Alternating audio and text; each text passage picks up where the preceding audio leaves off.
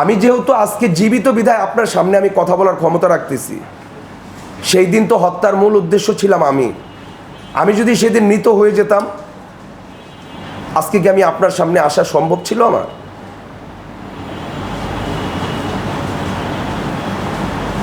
আপনি যেটা দাবি করছেন যে মূল ঘাতক কে, সেটা কি নাম কি বলা যাবে কিনা, এবং আপনি এখনো পর্যন্ত শঙ্কিত আছেন কিনা? হয়েছে কি, অবশ্যই আমি এখনো শঙ্কিত আছি, কারণ আমরা ডিবির প্রেস ব্রিফিংয়ে দেখেছি ঘাতকরা একবার কিলিং মিশনে এসে মিসফায়ার হয়। ডিবির স্টেটমেন্ট, বন্দির এই যে ঘাতক তাদের 164-এ ওদের মিসফায়ার হওয়াতে সেই দিন ওরা আমার উপর আর হামলা করে না। ঘাতকরা এও স্বীকার করেছে 6 তারিখ ব্রাজিলের খেলার দিন আমি আমার এলাকায় একটি প্রজেক্টর লাগিয়েছিলাম সাধারণ মানুষকে খেলা দেখানোর জন্য। সেই প্রজেক্টরে আমার সাথেই ঘাতকরা নাকি বসা ছিল। তার মানে আমাকে হত্যার এই পরিকল্পনাটা একদিন 2 দিনের নয়, দীর্ঘদিনের। আর আগে মা খালাদের মুখে শুনেছি ভাসুরের নাম মুখে আনতে হয় না, ভাসুরের নাম মুখে আনলে অপরাধ। এখন এমন এক সিচুয়েশনে পড়েছি হত্যাকারীর নাম মুখে আনাটাও আমার জন্য নাকি অপরাধ। আমি অবশ্যই আমার জীবন নিয়ে আমি শঙ্কায় আছি, যার জন্য আমি আপনাদের মাধ্যমে রাষ্ট্রের কাছে এবং প্রশাসনের কাছে আমার নিরাপত্তার জোর দাবি জানাচ্ছি। আমি শুধু এতটুকু কি বলবেন যে মূল ঘাতক যিনি দাবি করছেন বা অন্য কেউ আছে সিএনজি আফজার পিছনে, তিনি কি কেন্দ্র নেতা নাকি হচ্ছে ওই আপনার? না না, আপনারা মনে হয় আমি ছবি দেখি আপনাদেরকে বুঝাতে পারি নাই।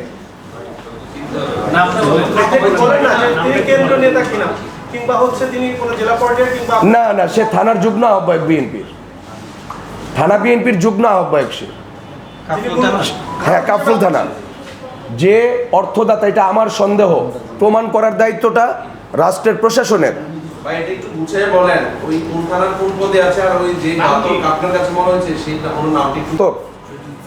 ঘাতকের নেতা এটা তো বুঝাই যাচ্ছে ছবিতে নাকি? এই হচ্ছে ঘাতক, আপনারা বের করে নেবেন। এই ছবিটা একটু সবাই ক্লিয়ার ধরবেন। এই আরেক ঘাতক আবির,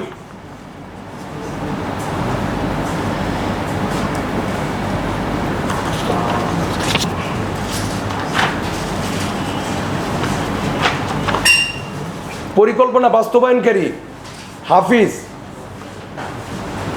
তাহলে একই ব্যক্তির সাথে 3 জন ঘাতকের ছবি যখন প্রকাশ পায়, তখন কি তাকে জিজ্ঞাসাবাদ করাটা কি প্রয়োজন হয় কি না?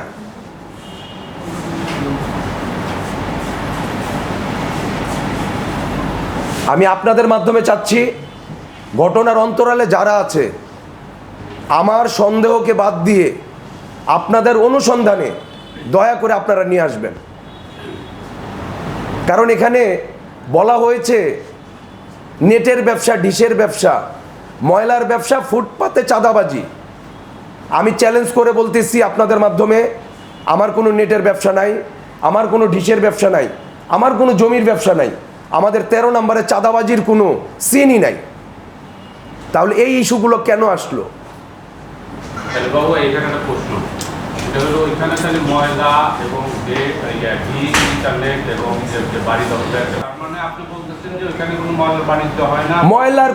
ময়লার বাণিজ্য অবশ্যই হয়। ময়লার কাজ কারা করে ভাই? সুইপাররা। না, আমাদের 13 নম্বরের চিত্রটা ভিন্ন। এইখানে যারা মূলত সুইপার, যারা মাল টানে ব্যবসাটা তাদের। ফুটপাত কোনো নিয়ন্ত্রণ নেই, ফুটপাতে কোনো চাঁদাবাজি নেই 13 নম্বরে। যার যার মতো সে দোকানদারি করে। আপনি আপনার একটা লোক পাঠিয়ে দেখেন।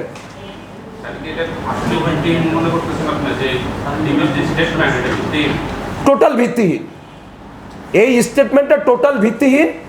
এটা আসামিদের স্টেটমেন্ট।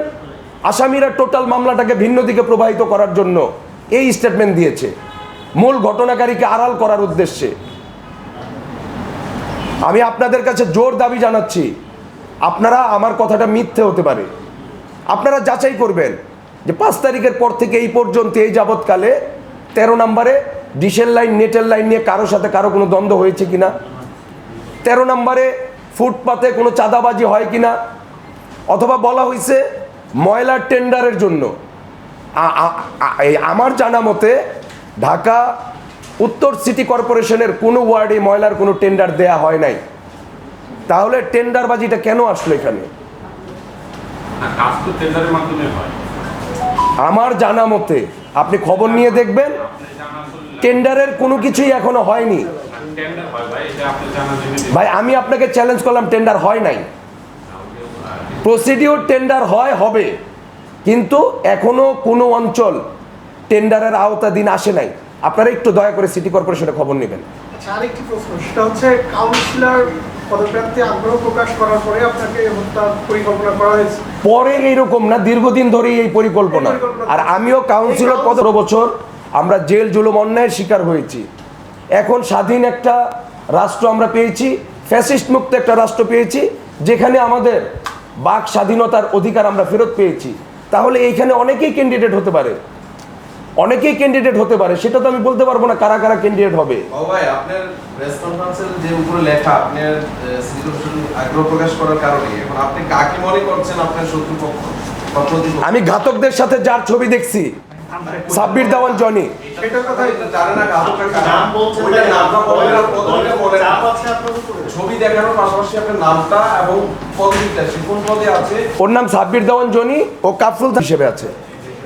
সাথে ঘাতক ওনাদের নামটা বলেন তো।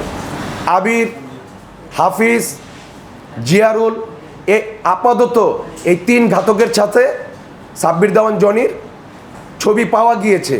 আপনাদের তদন্তে অবশ্যই বের হয়ে আসবে অন্যান্য ঘাতকদের সাথে ছবি আছে কিনা। আমি দৃঢ়ভাবে বিশ্বাস করি এই মামলার যদি সঠিক তদন্ত হয়, এই মামলার সাথে আরও অনেকেই জড়িত আছে ঘাতকের সাথে। আপনি একটা আবার বলুন। সাব্বির দেওয়ান জনি।